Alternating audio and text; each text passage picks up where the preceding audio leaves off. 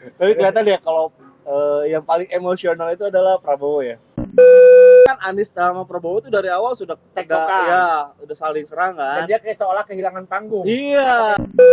Ini kan kemarin sempat bilang angin itu tidak berKTP, sehingga itu rame itu di video-video di TikTok itu sampai diketawain.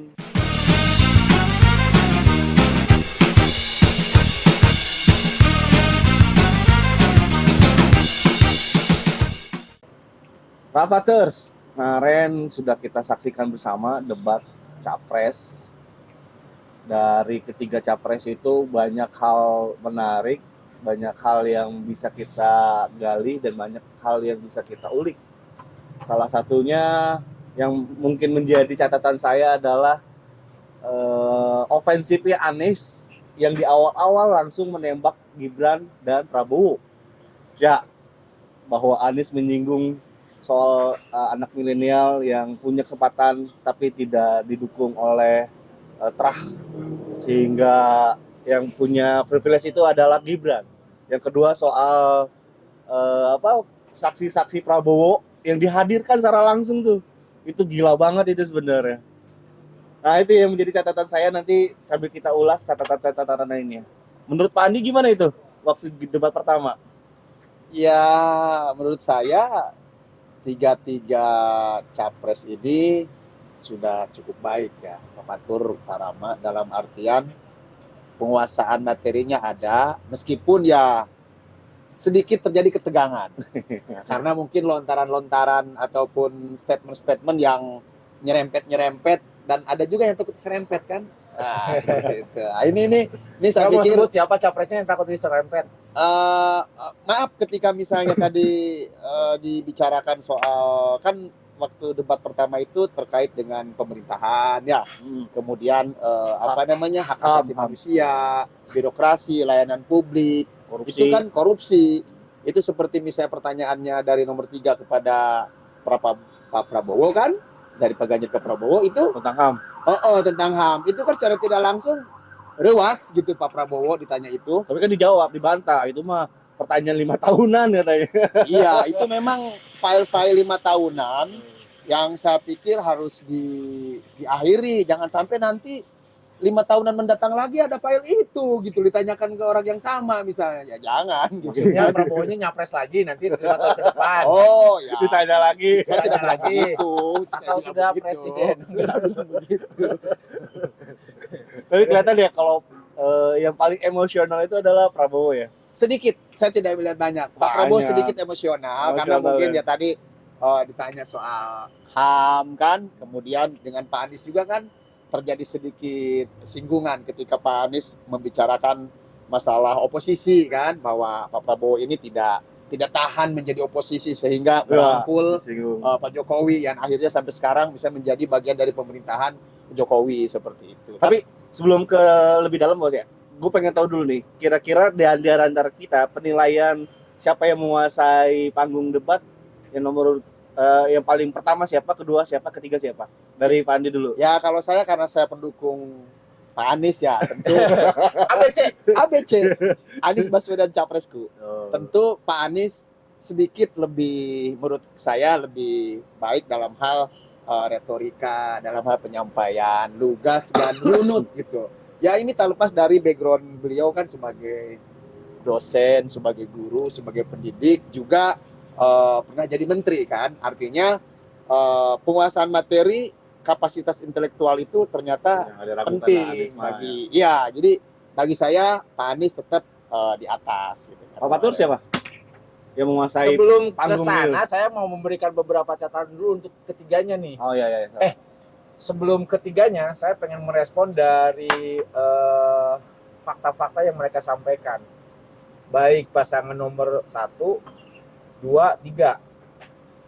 Ada beberapa hal informasi yang menurut saya yang masyarakat juga harus peka dan peduli terhadap apa yang mereka sampaikan.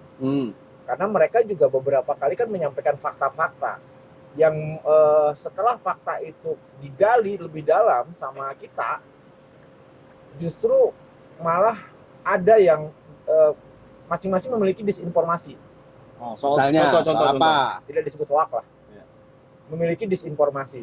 Yang pertama soal pukulan Anies pada Prabowo dengan menghadirkan orang tua yang anaknya meninggal saat Menjadi saksi menjadi saksi Prabowo ketika Prabowo 2019. atau menjadi pendukungnya Prabowo saat itu kan. Iya. Setelah ditelusurin datanya adalah bahwa anak itu bukan pendukung Prabowo. Bisa saja itu hanya simpatisan ya. Dan bukan juga pemilih Prabowo. Kenapa? Mana mungkin anak yang usia 15 tahun yang mereka meninggal, yang disebut sama Anies itu meninggal, faktanya bukan pemilih Prabowo karena usianya baru 15 tahun, dia masih anak muda, dan beberapa fakta juga muncul bahwa anak itu hadir hanya ikut-ikutan saja untuk melihat demo gitu. Oh, jadi bukan orang yang berkaitan langsung. Betul. Begitu juga Bahaya juga itu ternyata. coba boleh dicek. Begitu juga saat Ganjar menyajikan beberapa fakta gitu kan, yang setelah ditelisik lagi, hanya saja memang Ganjar kan agak pada posisi yang bingung ini. Iya. Mau mendukung Jokowi Gimana? berarti saya harus mendukung Prabowo. Mau menolak Jokowi, saya punya sejarah panjang mungkin dengan Jokowi gitu. Yang memang, nah terus yang ketiga memang akhirnya yang sangat leluasa sekali Anies. Bagaimana dia menjadikan dirinya sebagai betul-betul oposisi yang plus-plus aja gitu dengan segala tudingan-tudingan. Setuju, Anies menang di retorika, menguasai panggung. Prabowo, kalau saya melihatnya memang karakternya begitu. Saya tidak mau menyebut dia emosional, karakternya seperti itu. Khas tentara banget lah. Khas tentara yang memang karakter nggak bisa diubah. Meskipun ya akhirnya mendapatkan biar lebih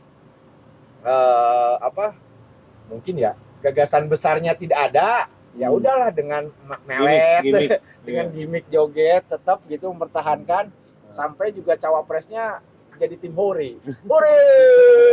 Tadi itu ditegur loh, itu ditegur itu. Gimana sih, emang nggak boleh? Nggak boleh. Karena siapa nggak boleh? Nggak boleh. Karena kan itu hanya ekspresi ya, gitu. kan segmennya sebelum segmen dia. Ini segmennya capres. Jadi Ya. KPU juga melakukan teguran, nggak boleh berlebihan lah. Dia kan nggak berlebihan, cuma ngajak orang ayo itu. Itu namanya gitu ngomporin loh. Ayo. Itu nggak boleh. Nggak boleh. Harusnya boleh gini tepuk tangan. Nah, gitu Bukannya aja. pemimpin memang harus memberikan spirit. Nggak usah pada tempatnya dong. Oh, pada tempatnya, Ya. siap. Ya tadi terkait yang dibicarakan soal korban-korban itu ya, penculikan dan sebagainya. Kebetulan kan saya ya termasuk orang yang ada di Jakarta ketika mahasiswa ya. Ya, Semester ketika berapa saya tuh? semester akhir lagi bikin skripsi. Ya, bayangin saya lagi bikin skripsi pas meledak hari itu saya jalan kaki dari Ciledug, bukan Ciledug, di daerah Trisakti itu, jalan kayak Tapak ya, sampai ke Romangun. Nah, jadi ya memang situasinya Demonya di paling depan, paling belakang, atau justru lagi orang mahasiswa yang ngumpet saat itu? enggak lah. Kebetulan saya waktu itu lagi ngajar di salah satu lembaga bimbingan belajar, kemudian dengan salah seorang OB bimbel itu, saya keliling ke atas sampai ke jembatan dekat kampus gitu kan.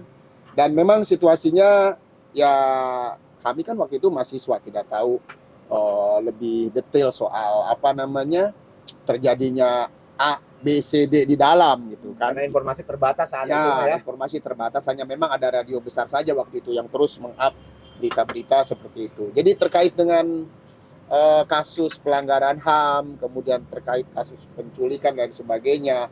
Teman saya yang kuliah di Undip, kebetulan satu kontrakan, Jumatan masih bersama-sama. Setelah Jumatan, hilang. Tidak ada. Ayahnya seorang TNI itu. Saya tidak sebut namanya, yang pasti itu ayahnya di Undip kuliahnya, kakaknya ada di UNJ dengan saya, dan berlama-lama di Rawamangun karena aktivis pergerakan, padahal dia di Undip kuliahnya gitu kan. Hilang sampai sekarang. Sampai udah kembali setelah terjadi rekonsiliasi lah, atau setelah pemerintahan baru. Habis Jumat ternyata dia ditangkap di Rusun Klender. Sama? Ya, berseragam. Saya nggak tahu ditangkapnya sama siapa, yang tapi benar ditangkap kata dia. Ya, ditangkap sama teman-temannya di Rusun Klender. kemudian bapaknya datang dari Purworejo ke kami, dan TNI loh dia bapaknya itu. Ya kan TNI juga nggak tahu kalau itu anaknya TNI. Iya, iya. Dan setelah bebas dia ketawa-ketawa. Aduh, gue memang apa namanya, disiksa lah dalam tanda petik. Tapi kan soal-soal Ya, yang itu pelanggaran HAM itu kan udah clear. Ya, artinya itu bagian dari sejarah kita, tidak boleh kita Untuk Prabowo-nya lupakan. ya. Saya tidak membawa-bawa di sini nama siapa aktor di belakangnya, enggak. Hanya itu sejarah yang mungkin kalau memang harus diluruskan ya luruskan. Jangan sampai betul juga orang berpikiran, beropini setiap 5 tahun sekali digoreng, setiap 5 tahun sekali digoreng. Kapan nih kita selesainya? Orang lain sudah Dan bicara. Nah kan kalau soal pelanggaran HAM untuk Prabowo sebenarnya juga udah clear 5 tahun, setiap 5 tahun dibahas. Artinya tidak ada keterbaruan gitu. Itu aja ya. Iya, Yang 5 tahun disodorkan pertama ya sudah dibantah, sudah diklarifikasi, sekarang muncul lagi. Tapi kemarin kan Pak Anies tidak menanyakan itu ya, kalau tidak salah. Ganjar sih yang Ganjar menanyakan. Iya, Pak Ganjar. Kalau Pak Anies itu kalau nggak salah menanyakan tentang Lebih pada nepotisme. nepotisme, kemudian apa tadi teh, kesempatan anak muda yang lain, ya Iya, kan, muda gitu, yang seperti lain. itu, soal bagaimana demokrasi ini seperti yang kita lihat sekarang, gitu kan. Sementara ada ribuan anak muda lainnya yang Ya, ribuan berprestasi anak di muda Bungkam. lainnya. Ya, Pertama bukan hanya dibungkam, mungkin itu kan sebagian aja yang kritis ya. Artinya kesempatannya bukan tidak ada, kesempatannya terbatas lah. Nah, ini mungkin perlu dicermati oleh kita semua bahwa bonus demografi kita kan pemilih milenial sangat banyak. Itu kan yang dimaksud Pak Anies itu arahnya ke sana, bahwa kasih kesempatan yang sama, yang adil seluas-luasnya kepada generasi muda untuk berkreasi, gitu kan. Kreasi gimana kalau bukan BIN-nya mah? Ya bisa dengan kebijakan pemerintah yang lebih berpihak kepada kepentingan anak-anak muda, gitu kan. Tebak riset. Enggak, misalnya gini lah. Nah, Ada programnya Normatif itu. Pak Prabowo kan yang apa? Ngasih makan gratis. siang, makan siang. makan siang gratis dan ngasih susu untuk pelajar SD atau TK sampai SMA ya. Itu kan kalau tidak salah, literasi yang saya baca, Pak Patur, Pak Rama, anggarannya 1 tahun itu triliunan gitu loh. 1 triliun atau berapa gitu loh. Jadi kita makan siang gratis gitu. Iya, coba kalau itu dimanfaatkan untuk beasiswa gitu kan. Ya enggak? Jangan untuk makan lah. Kalau makan gratis saya pikir ada. Prabowo ya mungkin sama Gibran kan tetap fokusnya adalah pada peningkatan gizi dulu. Kita tumbuh secara sehat, Iya. agar bisa berpikir secara cerdas dan kritis. Betul, tapi kan bukan butuh makanan. Anak-anak ini juga yang udah lulus SMA butuh pekerjaan gitu loh. Iya. Nah, Untuk pekerjaan. butuh pekerjaan dong. Biar apa? Ya biar bisa hidup yang layak dan bersaing di era kompetitif saat ini gitu loh. Tapi Kembali, relevan kita nggak sih lihat. bro? Bro, menurut anda relevan nggak sih susu gratis, Makan siang gratis, gitu. Relevan nggak sih? Nih sebentar dulu. Kalau makan siang gratis, ini hari Jumat nih. Dan beberapa masjid-masjid besar itu Jumat berkah. memberikan makanan gratis. Ngapain harus diurus negara gitu loh? Ayo, ngapain? Urus negara, makan gratis. Udah aja itu. Para dermawan-dermawan yang baik sekarang setiap Jumat di masjid-masjid besar tuh kita bisa makan siang. Tapi kalau menurut gua kalau ngasih makan nggak ngasih pancing, nggak ngasih pancingannya sama aja akan menjadi boros negara itu. Pertama boros, kedua pembelajaran kurang baik ya. Iya. Makan. Gitu Pak Patur. Makan disiapkan pemerintah. Ganjar, jangan disorot Prabowo mulu nih. Seolah-olah Oh, iya, Prabowo iya. mentang-mentang di tengah, kita pun akhirnya mensorot Prabowo. Oh iya, Ya, Ganjar dari debat Coba gimana? Ganjar. Ganjar dari debat penampilannya apa ya, elegan ya itu, kayak seperti. Tapi menurut gua Ganjar tuh di awal-awal nggak nyambung ya kayaknya ya. Ketika Setuju. menyampaikan visi, kan temanya adalah hukum, HAM, HAM, pemerintahan. Tapi pelayanan dia ngebahas publik. soal pendidikan, soal ekonomi saat awal pencapaian menyampaikan visi itu. Jadi kayaknya nggak nyambung ya Ganjar, atau memang dia menyampaikan secara umum tuh visi misinya. Kalau menurut saya itu bukan nggak nyambung, belum nyambung aja, belum nyambung. Tetapi Berarti dia kurang persiapan. kalau Tidak memahamin konteks Konteks debatnya. kurang persiapan ya. Jadi, tapi saya lihat ya, dia elegan, dia asik gitu dengan pembawaannya. Enggak, kalau Cenderungnya seperti jadi motivator dia. enggak, cenderungnya malah takut kalau menurut gua. Takut diserang atau apa? Iya, karena kan Anies sama Prabowo tuh dari awal sudah Tektokan. udah saling serang Dan kan. dia kayak seolah kehilangan panggung. Iya. Kehilangan peran. Akhirnya kan dia bilang ini saya tidak mau berada di antara dua teman-teman saya yang lagi ini. Artinya kan dia cari aman sendiri. takut. Atau karena kebingungan tadi dia berada pada bisa posisi jadi. mana. Bisa jadi seperti Di satu itu. sisi dia adalah sebetulnya partainya pemerintah. Di Iya. sisi yang lain dia juga tidak diakuin sebagai pemerintahan. Jadi kasihan juga dong. Ya saya nggak bisa Tapi menyebut berdasarkan kasihan. makanya berdasarkan hasil-hasil nilai jajak pendapat itu, Pak Ganjar ini jadinya setelah debat itu di posisi apa? Posisi 3 ya. Kalau misalnya ada di Litbang Oh, Kompas. belum, itu sebelum debat. Enggak, Enggak, maksudnya setelah debat Setelah melakukan debat ada penjajakan, survei Oh, ada survei penjajakan, baru. ya. Ganjar ini posisinya ada di 3. Yang pertama Anies ya kan, Prabowo, Ganjar. survei atas debat itu. Iya. Komentar, kemudian penilaian seperti itu. Tapi saya berkeyakinan Pak Ganjar juga nanti akan ngegas ketika Pak Mahfud yang akan tampil sebagai cawapresnya kan. Nah, kita akan melihat nanti Pak Mahfud, Gibran, Muhaimin, Gibran, Pak Mahfud. Ini akan seru sekali gitu kan.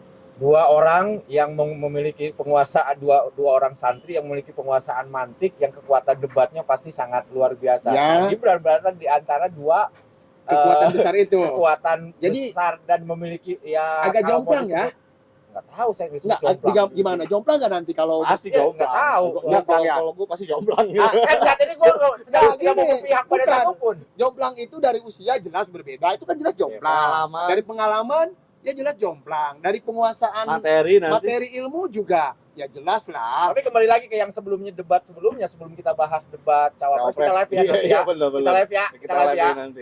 Seluruh grup kita nih. Tadi kan Prabowo, Ganjar, sekarang Anies. Anies ini kan kemarin sempat bilang angin itu tidak ber-KTP. Sehingga itu rame itu di video-video di TikTok itu.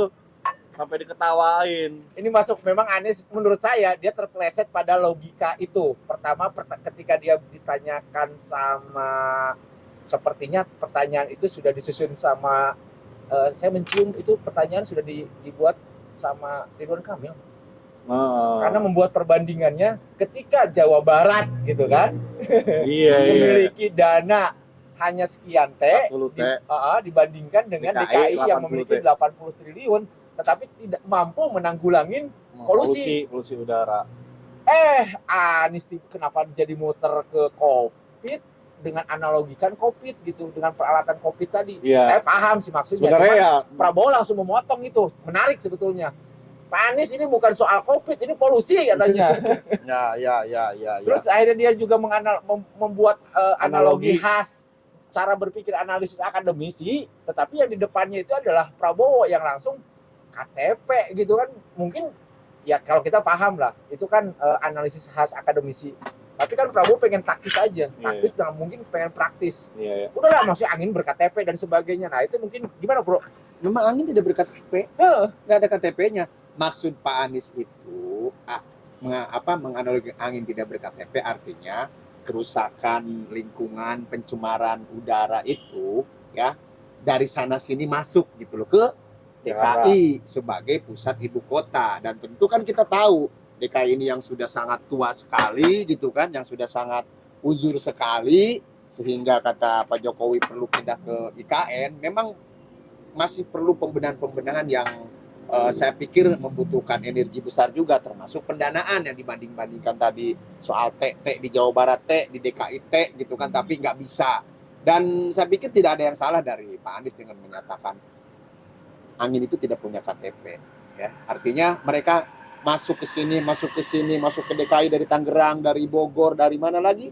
Dari Indramayu, mungkin dari pantai utara Jawa dan Cuma sebagainya. analoginya kejauhan. Kalau Harusnya jangan angin apa kira-kira? ya bisa angin, tapi penjelasannya harusnya lebih detail, lebih rigid gitu. Karena kan yang mungkin orang cuma menonton sepotong, akhirnya kok Pak Anies bilang angin nggak ber-KTP, emang iya. Akhirnya kan juga salah persepsi nanti dengan masyarakat. Ya, tapi sekali lagi kita fokuskan ke kasus pencemaran ya. Pencemaran udara, pencemaran lingkungan. Ya, kalau saya sih bilang Jakarta memang sudah sangat berbahaya lah. Bukan Tapi hanya- dalam konteks debat ini Anies menurutmu memang keliru atau kepleset atau memang ini? Karena netizen sih menganggapnya itu adalah- Dia nggak kepleset, dia nggak keliru. kalau netizen kan menganggapnya itu sebagai kekonyolan. Iya. Masing-masing punya kekonyolan lah. Ya nggak? Iya. Ganjar ada menganggap netizen kekonyolannya atau buzzernya atau terserah. Terus kemudian Prabowo juga menghadapi kekonyolan, terus ini juga kekonyolan. Justru dengan menyampaikan hal itu jadi rame gitu kan, jadi diberitakan dan lain sebagainya. Yang pasti Pak Anies bukan melakukan sesuatu yang konyol saat ini. Enggak. Nah, cuman kalau melihat secara kontekstual dari tema debat yang disajikan dari ketiga capres, saya melihatnya juga mereka tidak memiliki gagasan besar tentang pemberantasan korupsi. Jadi hanya sebatas begitu saja. Ayo kita berantas korupsi, hapus korupsi, cuman sebatas itu Iya. aja. Oh, ada. Tidak Anies, ada langkah-langkah. Ada Anies itu Tidak ada gagasan-gagasan besarnya. ada. Pak Anies itu bilang korupsi itu harus dimiskinkan kan? Ada itu. Ada cara-cara untuk pemiskinannya gimana? Saya pikir kalau nanti Pak Anies menjadi presiden, mungkin ada regulasi-regulasi khusus bagaimana cara memiskinkan koruptor itu. Jangan sampai misalkan mantan terpidana koruptor dimakamkan di Taman Makam Pahlawan. Itu kan tersinggung sekali gitu loh. Ada itu di daerah Jawa bagian timur lah ya, kalau nggak salah. Ini, jadi kemudian juga Pak Ganjar bilang, koruptor akan dibawa ke Nusa Kambangan. Ini kan konkret sekali. Saya nggak dengar dari Pak Prabowo mau diapain gitu kan, cara memberantas. Artinya korupsi melindungi itu. gitu maksudnya? Apanya? Artinya Bukan. Tidak terdengar konkret. Ah, Apa yang akan dilakukan oleh Prabowo seandainya jadi presiden dan fokus kepada pemberantasan korupsi mau seperti apa. Paling penguatan KPK ya itu aja. Kita tahu KPK undang-undangnya memakan. diubah gitu kan, kemudian bla bla dan sebagainya, ada di bawah presiden sekarang, sehingga ada mantan ketua KPK yang koar-koar, oh saya pernah ditekan gini. Itu kan akibat dari blunder soal penyusunan regulasi, terutama aturan-aturan yang sangat strategis terkait dengan pemberantasan korupsi gitu. Ini menjadi cerminan bangsa kita gitu kan, bahwa ini harus menjadi perhatian juga, apalagi sekarang dalam sejarahnya misalnya agak nyerempet juga kan, ketua KPK ditersangkakan gitu kan, meskipun sebelumnya ada ya. Iya. Ditersangkakan juga, ini kan Tsunami itu mah. iya Kita saksikan aja lah nanti debat selanjutnya. dapat